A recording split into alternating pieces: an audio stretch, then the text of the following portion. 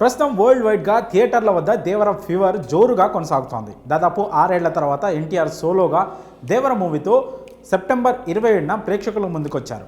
దీంతో థియేటర్ల వద్ద ఫ్యాన్స్ ఆనందాలకు అవధులు లేకుండా పోయాయి.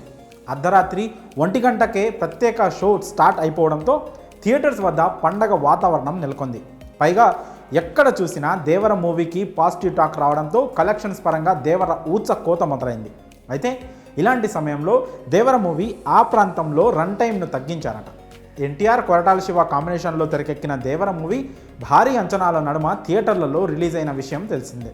అయితే ఇప్పటికే తెలుగు రాష్ట్రాల్లో ఎక్కడ చూసినా దేవర మాస్ జాతరే కనిపిస్తోంది. అయితే ఇలాంటి సమయంలో దేవర మూవీ రన్ టైంను తగ్గించారట. అదేంటి దేవర నిడివి తగ్గించారా అని ఆశ్చర్యపోతున్నారా?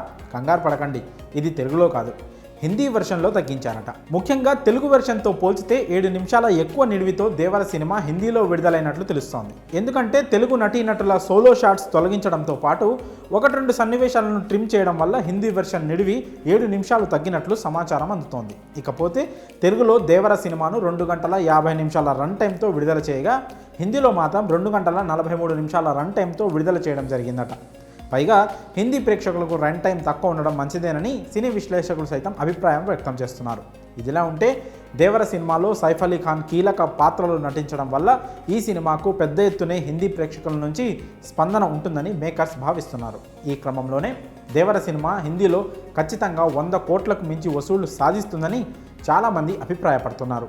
ముఖ్యంగా వీకెండ్ కలిసి రావడంతో దేవర మూవీ భారీగా కలెక్షన్స్ రాబట్టే అవకాశం ఉందని అంచనా వేస్తున్నారు.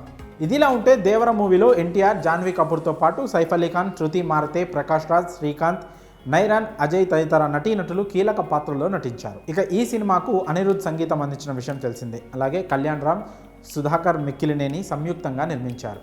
మరి దేవర మూవీ హిందీ వెర్షన్లో రన్ టైంను 7 నిమిషాలు తగ్గించడంపై మీ అభిప్రాయాలను కామెంట్స్ రూపంలో తెలియజేయండి.